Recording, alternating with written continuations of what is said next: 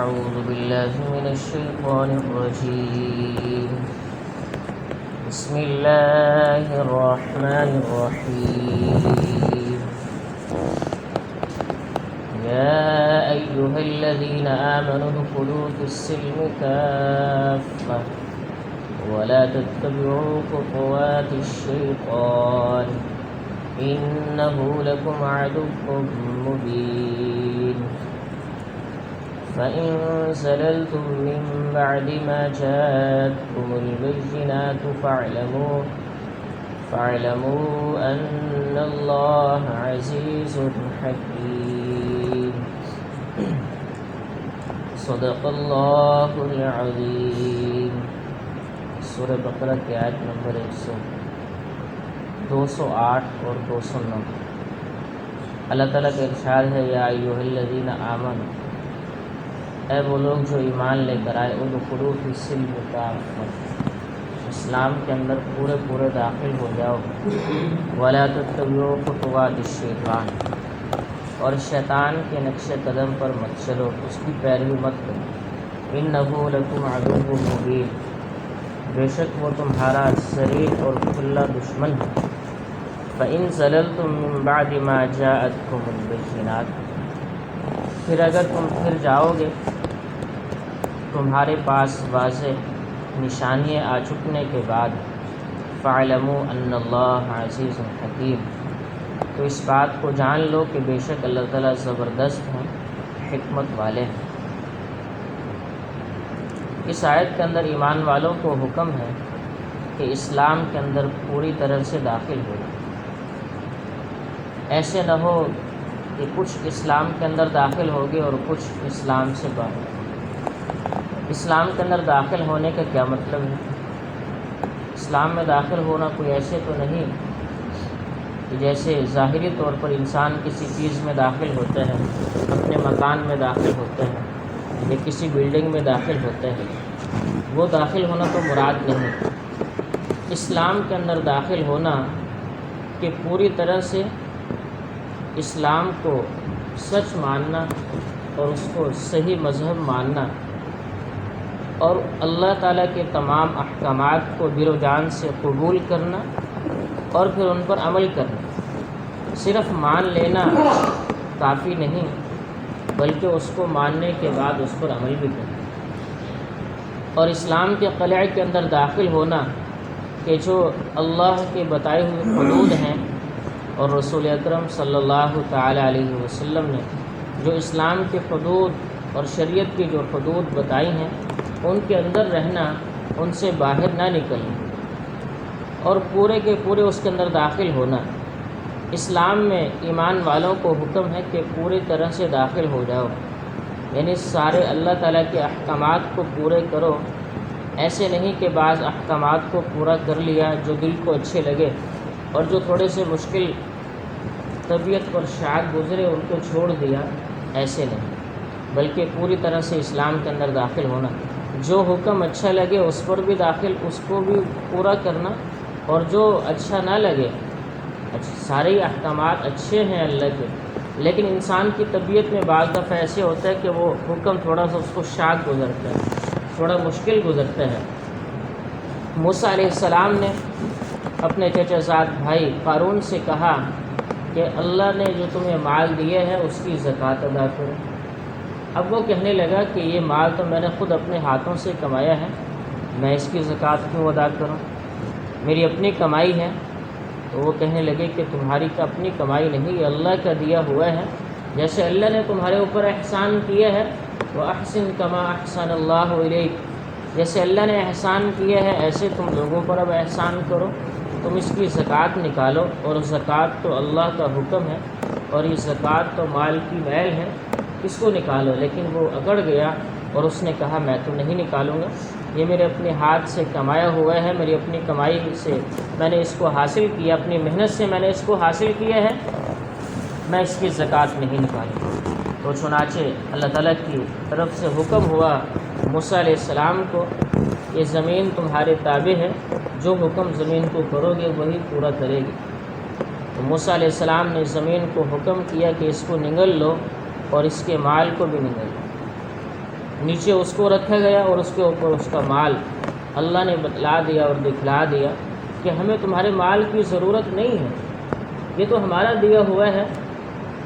ہمیں ضرورت نہیں ہے اس چیز کی، لیکن اس میں جو میرے احکامات ہیں اگر اس کو پورا نہیں کرو گے تو پھر ہمیں تمہاری بھی ضرورت ہے، نہ تمہارے مال کی ضرورت ہے نہ تمہاری ضرورت ہے، لیکن وہ تو میرا حکم ہے، اس کو حکم کو پورا کرنا تو لازمی ہے، تم میرے بندے ہو، اگر پورا نہیں کرو گے تو پھر میں تمہارے ساتھ ایسا انجام اور ایسا برتاؤ کروں گا۔ تو لکھا ہے کتابوں میں کہ وہ قیامت تک دھنستا چلا جا رہا ہے زمین کے اندر، اللہ نے اس کا مال بھی اس کے ساتھ دھنسایا اور اس کو بھی زمین میں دھنسایا اور بتلا دیا، اور قیامت تک آنے والے ہر ایک انسان کو کے لیے عبرت کا نشان بنا دیا کہ جو بھی ایسا کرے گا اس کے ساتھ پھر ایسے ہی کیا جائے گا۔ تو اللہ تعالیٰ کے سارے احکامات کو پورا کرنا، اس کے ایک شان نزول بھی آتا ہے، یا ایھا الذین آمنوا ادخلوا فی السلم کافہ۔ ابن جریج رحمۃ اللہ علیہ نے اکرمہ سے نقل کیا ہے، فرمایا کہ حضرت عبداللہ بن سلام رضی اللہ تعالیٰ عنہ اور ان کے ساتھیوں نے اللہ کے رسول صلی اللہ علیہ وسلم سے عرض کیا، اے اللہ کے رسول، آپ ہمیں اجازت عطا فرمائیں کہ ہم یوم السبت کا احترام کریں۔ یوم السبت ہفتے کے دن کو کہتے ہیں، عربی کے اندر یوم السبت،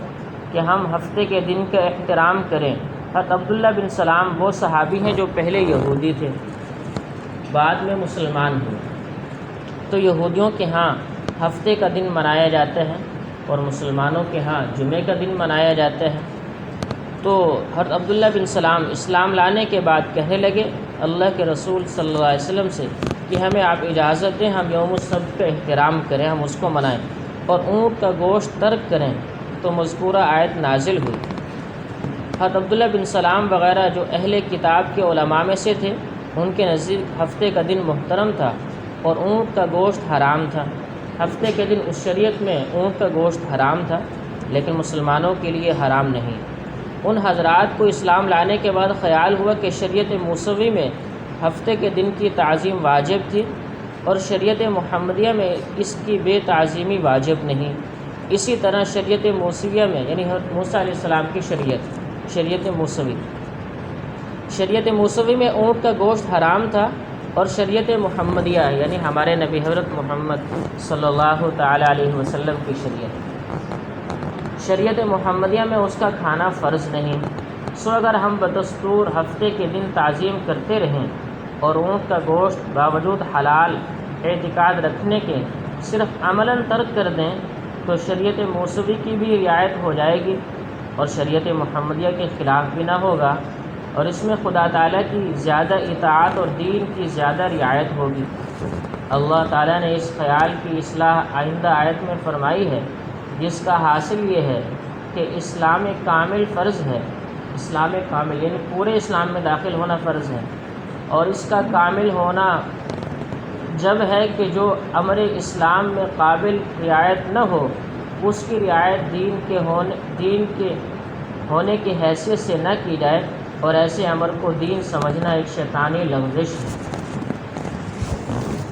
آپ خلاصہ یہ سمجھیں کہ موسیٰ علیہ السلام کی شریعت میں ہفتے کے دن اونٹ کا گوشت کھانا جائز نہیں تھا،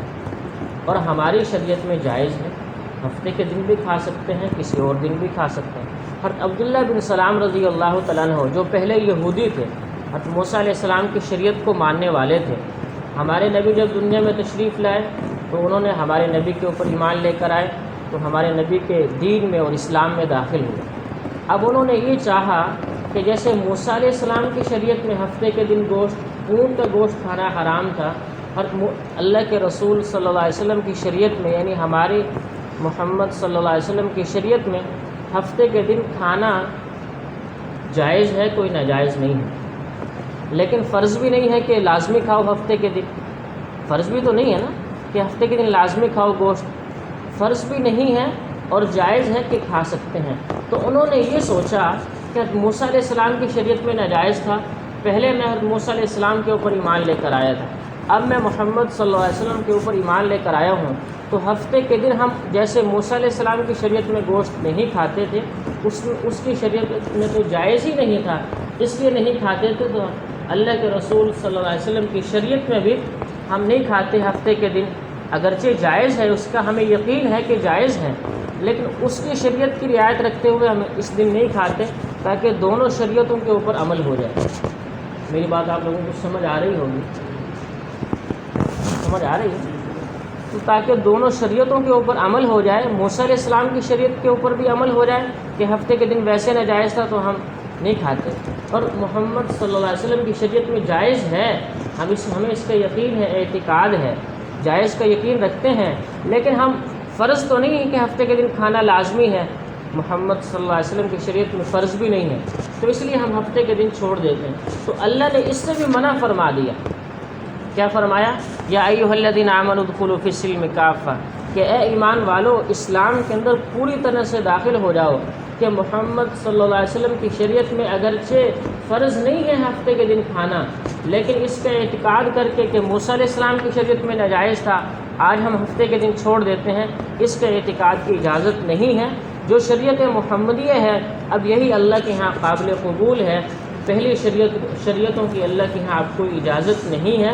بلکہ پورے کے پورے اسلام کے اندر داخل ہو جاؤ۔ یہ بھی ایک شیطانی وسوسہ تھا، وہ کس لیے اللہ نے منع فرمایا کہ آج تم تو اس بات پہ یقین کرتے ہوئے نہیں کھا رہے نا کہ موسیٰ علیہ السلام کی شریعت میں ناجائز تھا تو ہم آج چھوڑ دیتے ہیں، لیکن اس لیے نہیں چھوڑ رہے کہ یہ حرام ہے، اس لیے چھوڑ رہے ہیں تاکہ ان کی شریعت پر عمل ہو جائے۔ جائز کا ہمیں یقین ہے، آئندہ چل کر جب تمہاری نسل آئے گی تو وہ اس دن حرام ہی سمجھے گی، وہ سمجھے گی کہ جیسے ہمارے آباء و اجداد نے اس دن گوشت نہیں کھایا ہفتے کے دن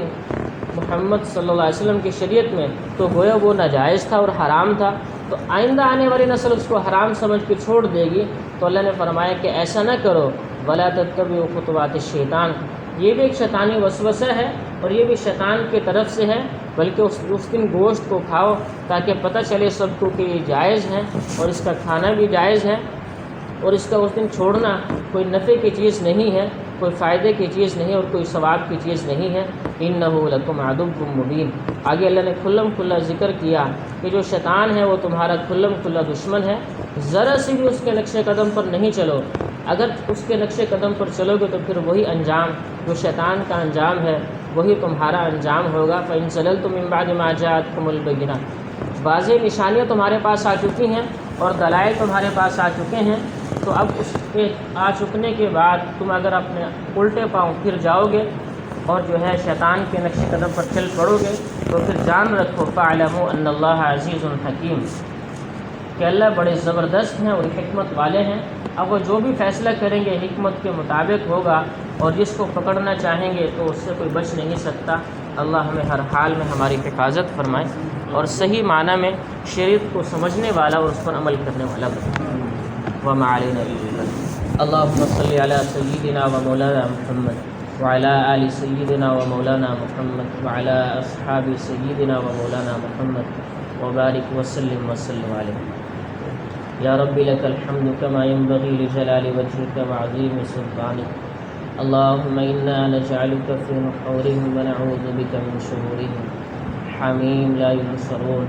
اللہم اغفر لنا ولاخواننا الذین سبقونا بالایمان ولا تجعل فی قلوبنا غلا للذین آمنوا ربنا انک رؤوف رحیم۔ اللہ ہم سب کے سارے گناہوں کو معاف فرما، جو نماز پڑھی اس کو اپنی بارگاہ میں قبول فرما، جو قرآن کا درس ہوا اس پر ہم سب کو عمل کی توفیق نصیب فرما۔ اللہ صحیح معنی میں شریعت کو سمجھنے والا بنا، اس پر عمل کرنے والا بنا،